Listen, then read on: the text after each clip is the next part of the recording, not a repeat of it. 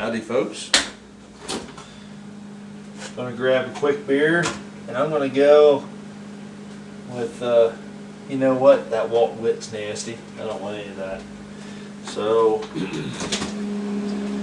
I'm just gonna go with a honey amber here. Not huge. We'll just go with a little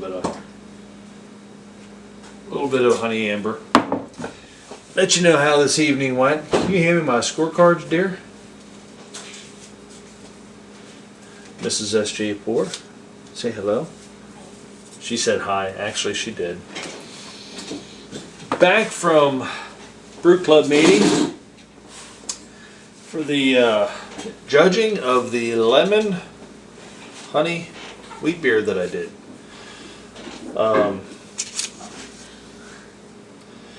I didn't win. I really wanted to win. Didn't win. However, I'm okay with that. There was I think nine judges the way they did it. Yeah, everything was divided by 9. So I added up. The average was 31.2 out of 50. So anything, the way I look at it, over 50%, I'm happy with. So 50% would have been 25. So I'm up 31.2. So we're up around 75% of people actually like the beer that I brewed. I'm fine with that. That was good. The mistake that I made was I started out brewing a wheat beer. And what I ended up doing, because I'm still a novice at this, is I brewed basically a hybrid between a wit beer and a wheat beer. Because I added the coriander, the zest of lemon, the honey, those ingredients moved the wheat portion of it up to a wit. And the yeast that I use, which was an American wheat yeast, is what so basically I had the ingredients to make a wit, but I had the yeast for a wheat. So I brewed a half wit. It kind of makes me giggle a little bit. So I guess we'll call this beer, what do you say, dear? 7 half-wit. A what? 7 half-wit. It's a Zeman half-wit, because of my difficulty saying less of Zeman before when we were doing the... I actually said it right that time. No, you didn't. I said it wrong, which fits right with it anyway. So there's where we're at. So all in all, I'm still happy with my beer. It turned out really good. This is not it. This is actually a honey brown that I brewed. Wow, which is way off base compared to what I've been drinking. Whew. Wow, that's a blast of honey. So we'll go over some of the scorecards. Basically what you have for the scoring, because what they're doing is it's actually being judged against the style of the beer. Once I realized what it was that I did, I actually put it in as a wheat. So in appearance, you're scoring, the top would be 3. So out of 3, aroma would be a top of 12. Flavor would be a 20. Mouthfeel, top 5. Overall impression, a 10. For a total of 50. Had I gotten a score of 15, I would have just stopped brewing beer altogether. Because, 15 means, you pretty much just brewed a dog turds and people drank it type thing. So 50 is well, if you were to follow any of my reviews, 50 would be a complete thumbs up, and a 15 would actually be a complete thumbs down.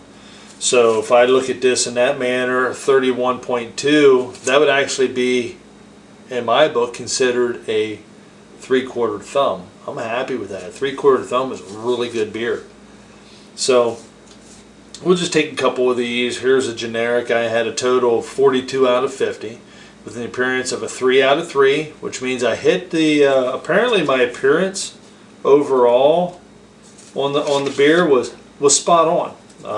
3 out of 3. 3 out of 3. 2, 2, 2, 2, and 3. So that's good. Aroma. 7 out of 12. 9. 7. Ooh, a 10 out of 12. 5. Apparently my aroma wasn't very good for this person. 6. Apparently the same deal. 9 out of 12. Very good. And 5 out of 12. Man, he must have had a head cold. What the hell? 5. I know it has aroma. Flavor.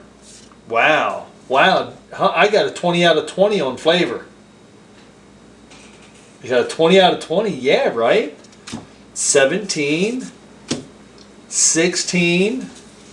Okay, now we're looking up. 15. Okay, 13, this person doesn't like anything. 10, this person should just drink water. 16 again, and 10, again, another water fan. Mouthfeel, 5 out of 5. Which I thought the mouthfeel on mine was pretty good, don't you? A little fizzy. Which is fine, you want a little from carbonation. However, the mouthfeel also, my beer finished out at 7.16%. Your wheat beers should really finish out between 5 and 6. So again, I took it to the limit there. So there's a 3 out of 5 from mouth. 4, 4, 4, 4. Very good. 4, 4, and 3. So the mouthfeel was pretty good. Overall impression out of 10. 10 out of 10. 8 out of 10. 7 out of 10. 8 out of 10. With a note, coriander and lemon. Very nice, mild, and balanced. Not much for yeasty flavor. I got to agree with that. That was right on. 7 out of 10. It's very good. 6 out of 10. I'm really happy with that. 6. 27. There's another one here that had very nice. Here was another comment left. Very lemony, heavy, and a bit thick on mouthfeel, but good edge of